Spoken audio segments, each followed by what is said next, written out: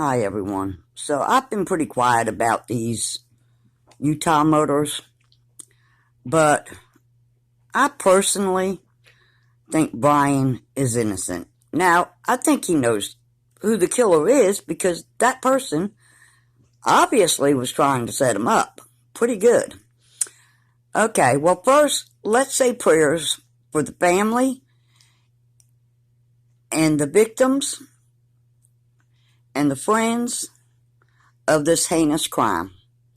Now, if I think someone's guilty, I'm the first one to say it. Okay, here's my thoughts. I'm sure that all of you have already heard about this case. Okay, well, y'all, my thing does not stay up, so hold on a minute. Because I obviously have to keep touching it to get the photo to stay up. Well, oh God, I don't know, y'all. I don't know about this thing. Okay, let's try this one more time.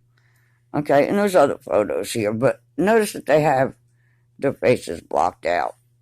Yeah, I got a cigarette in my mouth, I know. Okay, anyway. So, that's why I wasn't touching this every second. I got to figure out how to set the settings on this. But, anyway, getting to why I think he's innocent. Okay, I'm sure everybody has heard Dylan's story. Okay. Which she later in the day changed.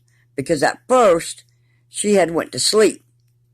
After seeing a strange man all in black leave. Walked by her room at least 3 times. She opened her door at least 3 times. Let's see.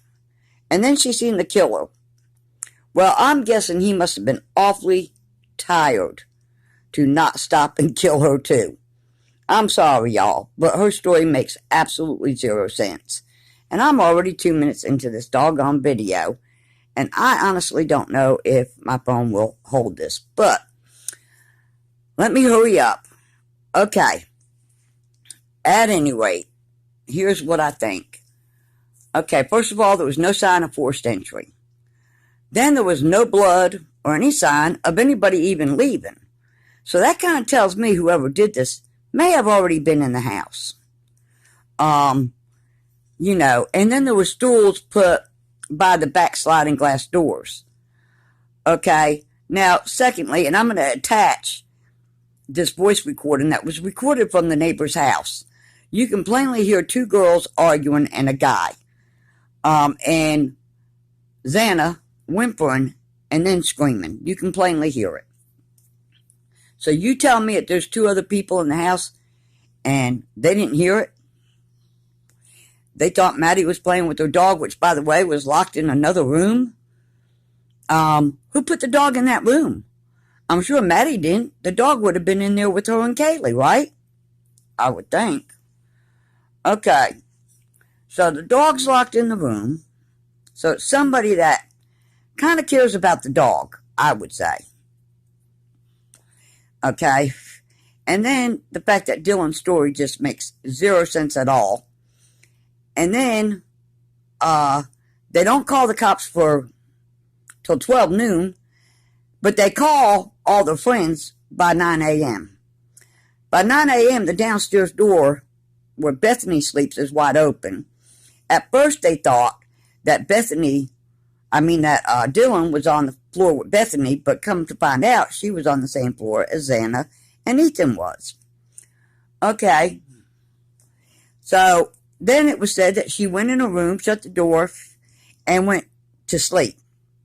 Okay, well, we know that's not true either. There's just too many holes in this girl's story. I feel it was an inside job.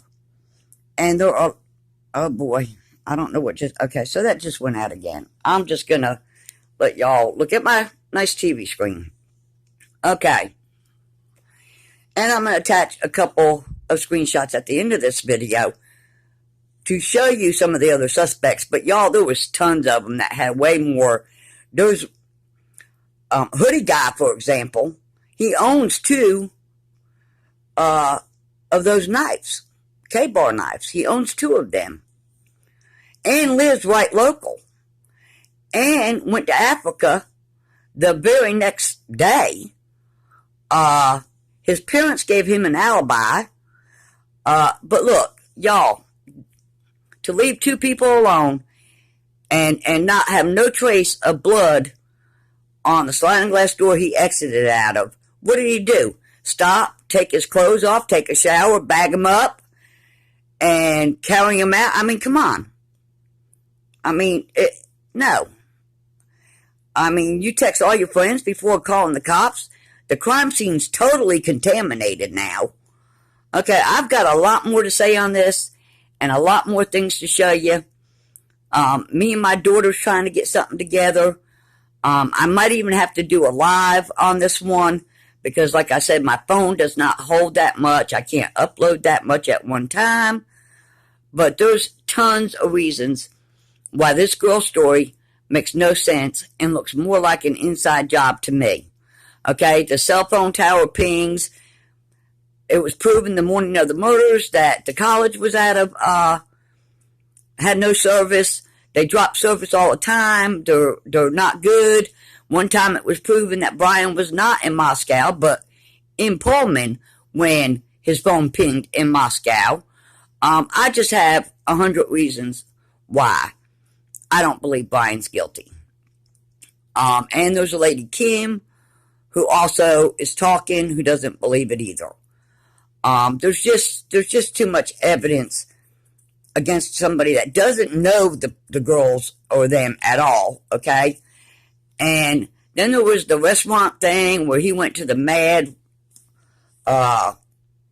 restaurant that they worked at, and that was an ex-employee trying to get 5 minutes of fame because the owner has come out and plainly stated, and other employees has plainly stated, that Brian has never been to that restaurant. But so what if he was? Then there's all the stuff they took out of his apartment that I want to get to. There's a lot of evidence that I want to get to. But the evidence against Brian is really flimsy. Okay, I might throw up another video after this. Bye for now.